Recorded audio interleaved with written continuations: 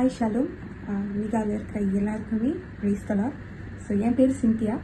நான் என்னோடய husband கிறிஸ்பஸ் Raj Daniel எலைஷா.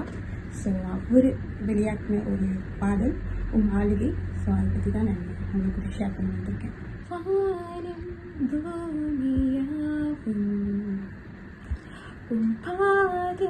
வந்து பணியும் வானம் பூமியாகும்,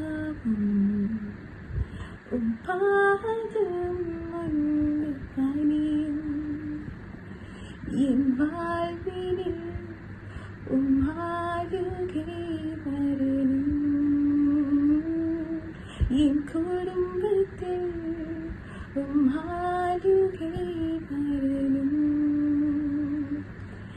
என் சபைகளில் ஆளுகை வரணும்,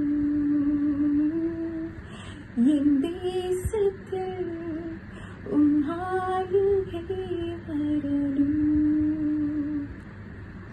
என் வாழ்வினில் என் குடும்பத்தில் என் சபைகளில் என் தேசத்தில் ஆளுகை வரணும், ஆளுகை வரணும்.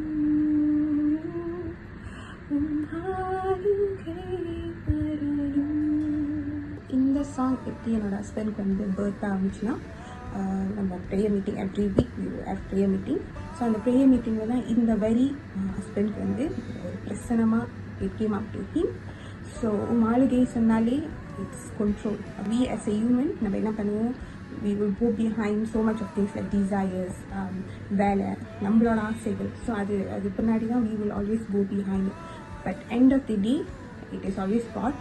அவரோட ஆளுகைக்குள்ளே தான் நம்ம இருக்கிறோம். எண்ட் ஆஃப் த டே நம்ம வாழ்க்கையில் நம்ம பர்சனல் லைஃப்பில் சொந்த ஆசைகள் இல்லாதபடி, நம்ம சொந்த பிளான்ஸ் இல்லாதபடி, நம்மளோட சொந்த தீர்மானம் இல்லாதபடி தேவனுடைய ஆளுகை வரும்போது நம்மளோட சூழ்நிலைகள் மாறுது.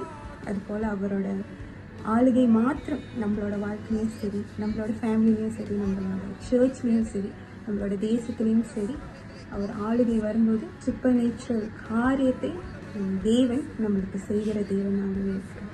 இதுதான் இந்த பாடலோடைய மெசேஜாக இருக்குது. நான் விசுவாசிக்கிறேன் இந்த பாடலை நீங்கள் கேட்கும் பொழுது முற்றிலுமாக தேவனுடைய ஆளுகை உங்களோட வாழ்க்கையிலும் சரி, உங்கள் சபையிலையும் சரி, உங்களோட குடும்பத்திலும் சரி, நம்மளோட தேசத்துலேயும் சரி, முற்றிலுமாக தேவன் நம்மளை ஆளுகை செய்கிறார்.